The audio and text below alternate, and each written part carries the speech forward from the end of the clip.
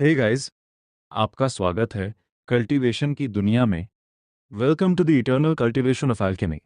लेकिन मनवा शुरू करने से पहले चैनल को सब्सक्राइब कर लो। चलो शुरू करते हैं। Cultivation realms. Total 7 major cultivation realms होते हैं और हर एक के अंदर माइनर रेल्म्स होते हैं। हर रेल्म के अंदर 9 स्टेजेस होते हैं। 6 body by self tempering realms: skin tempering, muscle tempering, bone tempering, organ tempering, meridian tempering, mind tempering. 5 true की realms: true disciple realm, true master realm, true lord realm, true king realm, true emperor realm. 5 saint की realms: saint condensation, saint foundation, saint core, saint soul, saint transformation मर्क। 4 immortal qi realms: immortal ascendant realm, immortal origin realm, immortal transcendent realm, immortal spirit realm, spiritual roots. 2 type के होते हैं, supreme perfect और imperfect. Imperfect roots अलग अलग range में आते हैं, इन्फीरियर से लेके सुपीरियर तक। 7 एलिमेंटल स्पिरिचुअल रूट्स होते हैं: fire, water, earth, wood, metal, yin और यांग। कुछ लोग बॉर्न होते हैं सब एलिमेंटल या म्यूटेटेड रूट के साथ। एग्जाम्पल, अगर किसी के पास आइस रूट हो तो वो एक म्यूटेटेड वाटर रूट होता है।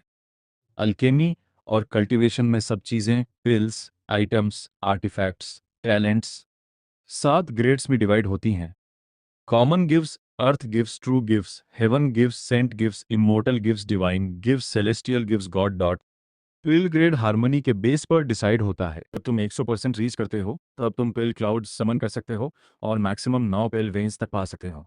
ये सिर्फ सेम पिल्स और उसके ऊपर के लेवल के लिए पॉसिबल है। Sword skill ranking, sword intent, sword qi, sword aura, sword domain, blood gods manual. 7 pages. पहला पेज ब्लड अब्सॉर्प्शन, दूसरा पेज ब्लड मैनिपुलेशन, तीसरा पेज ब्लड आर्मर, चौथा पेज ब्लड बीस्ट्स। एक यंग मैन ट्रेन से बाहर निकला और ओकलीफ सिटी में आ गया। वो उसने आसपास के ट्रेन स्टेशन को देखा और ये देखकर हैरान रह गया कि स्टेशन कितना ग्लॉसी और एक्सपेंसिव दिख रहा था। उसके ब्लैक बॉल, फेयर स्किन और बच्चों जैसे फेस की वजह से वो बहुत ही नाइव और सिंपल माइंडेड लग रहा था। उसने ट्रेन स्टेशन से बाहर निकलने के लिए कुछ साइंस फॉलो किए और आखिरकार उसने ओकलीफ सिटी को अपनी पूरी शान में देखा। वो अपनी जगह पर रुक गया और बिल्डिंग्स की हाइट, रोड पर इतनी सारी व्हीकल्स और सभी लोगों के वेल ड्रेस्ड होने को देखकर हैरान रह गया। तो ओकलीफ यूनिवर्सिटी किस तरफ है? उसने सोचा, फिर अपना सस्ता दिखने वाला फ़ोन निकाला और मैप और लोकेशन देखने लगा। डायरेक्शन समझने के बाद उसने वॉकिंग स्टार्ट कर दी।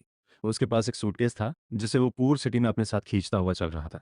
पूर सिटी में उसे जायंट बिलबोर्ड्स और पोस्टर्स दिख रहे थे जो सिर्फ एक ही चीज़ को प्रमोट कर रहे थे।